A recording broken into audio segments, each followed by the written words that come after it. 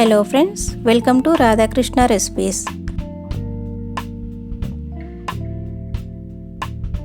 Friends, ఈరోజు recipe masala chicken. మసాలాని బయట కొనకుండా ఇలా ఇంట్లోనే సింపుల్గా ప్రిపేర్ చేసుకున్నారంటే చికెన్ సూపర్ టేస్టీగా ఉంటుంది. ఈ మసాలా దినుసుల్ని ఆయిల్ లేకుండా లో ఫ్లేమ్లో మంచి వాసన వచ్చేంత వరకు ఫ్రై చేసుకోవాలి. ముందుగా స్టవ్ మీద ఒక ప్యాన్ పెట్టుకొని 2 స్పూన్ల ధనియాలను వేసుకొని లైట్గా ఫ్రై చేసుకోవాలి. తర్వాత 1 స్పూను జీలకర్రని వేసుకొని ఫ్రై చేసుకోవాలి. కావాలంటే ఇవి మీరు విడివిడిగా కూడా ఫ్రై చేసుకోవచ్చు. తర్వాత కొంచెం దాల్చిన చెక్కను వేసుకొని ఫ్రై చేసుకోవాలి. అంతే 1/2 స్పూను గసగసాలను వేసుకొని ఫ్రై చేసుకోవాలి. తర్వాత 5 లవంగాలను వేసుకొని ఫ్రై చేసుకోవాలి. ఇవన్నీ ఒక్కొక్కటి వేసుకుంటున్నప్పుడే చిన్నగా ఫ్రై అవుతాయి. ఇలా ఫ్రై చేసుకున్న తర్వాత వీటిని చల్లారనిచ్చి మిక్సీ జార్లో వేసుకొని ఇలా పౌడర్లా చేసుకోవాలి. ఇప్పుడు అదే ప్యాన్లో 2 స్పూన్ల ఆయిల్ని వేసుకొని 3 ఉల్లిపాయలను ఇలా నిలువుగా కట్ చేసుకొని ఆయిల్లో వేసుకొని ఫ్రై చేసుకోవాలి.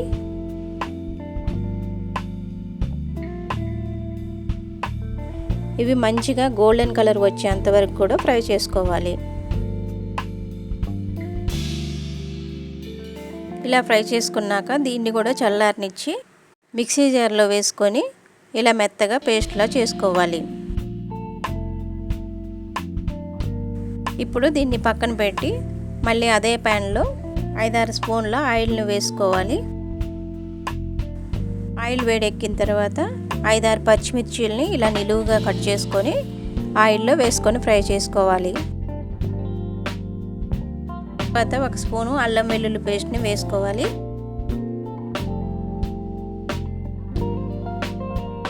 అంతే 1/4 స్పూను పసుపును వేసుకోవాలి. ఇప్పుడు అల్లం వెల్లుల్లి పేస్ట్ పచ్చివాసన పోయేంత వరకు ఫ్రై చేసుకోవాలి.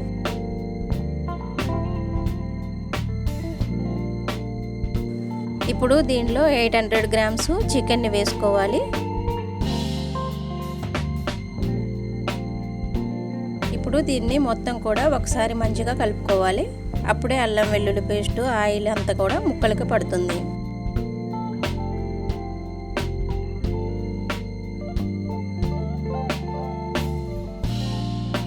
ఇలా కలుపుకున్న తర్వాత మూత పెట్టేసి ఒక 10 నిమిషాలు ఉడికించుకోవాలి. ఇప్పుడు మూత తీసి ఒకసారి కలుపుకొని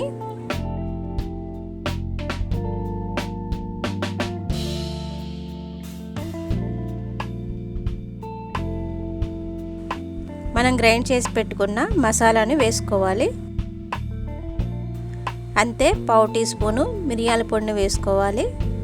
అంతే 1 స్పూను కారం కూడా వేసుకోవాలి. కారం మీకు ఎంత స్పైసీ కావాలో అంతే వేసుకోండి. ఇప్పుడు మసాలా అంతా కూడా ముక్కలకు పట్టేలా బాగా కలుపుకోవాలి. ఇలా కలుపుకున్న తర్వాత మళ్ళీ మూత పెట్టేసి మళ్ళీ ఒక 10 నిమిషాలు ఉడికించుకోవాలి. ఇలా 10 నిమిషాలు ఉడికిన తర్వాత మూత తీసి ఒకసారి కలుపుకోవాలి.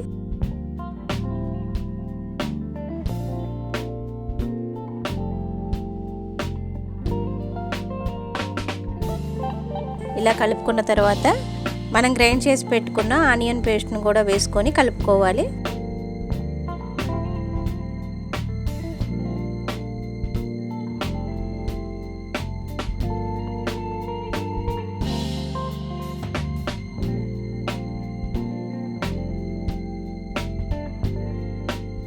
ఇలా కలుపుకున్న తర్వాత 5-6 స్పూన్ల వాటర్ని వేసుకొని కలుపుకున్నట్లయితే మనకి మసాలా అంతా కూడా ముక్కలకి బాగా పడుతుంది.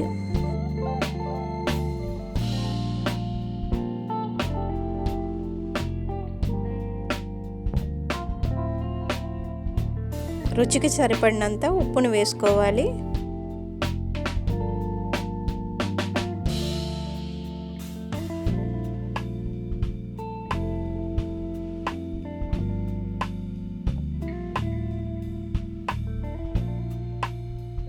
ఇలా కలుపుకున్న తర్వాత మూత పెట్టేసి మళ్ళీ ఒక 10 నిమిషాలు ఉడికించుకోవాలి.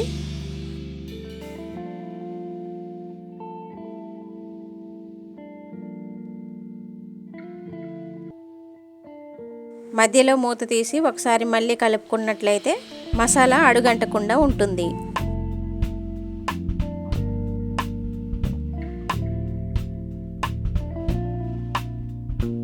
ఇప్పుడు ఒకసారి చెక్ చేసుకోండి ముక్కలు ఉడికినాయో లేదో. ముక్కలు ఉడికినట్లయితే మనకి చికెన్ రెడీ అయినట్లే. ఒకసారి కలుపుకొని స్టవ్ ఆఫ్ చేసేసుకున్నామంటే మనకి చికెన్ కర్రీ రెడీ. దీనిలో ఇంకా ఏ మసాలా కూడా వేసుకోని అవసరం లేదు. అంత టేస్టీగా ఉంటుంది చికెను. అంతే, tasty masala chicken ready. Friends, ఈ వీడియో మీకు నచ్చినట్లయితే ఇలాంటి వీడియోస్ మరిన్ని కావాలనుకుంటే ఛానల్ని సబ్స్క్రైబ్ చేసుకోండి. సబ్స్క్రైబ్ చేసుకున్నాక పక్కనే బెల్ బటన్ ఉంటుంది.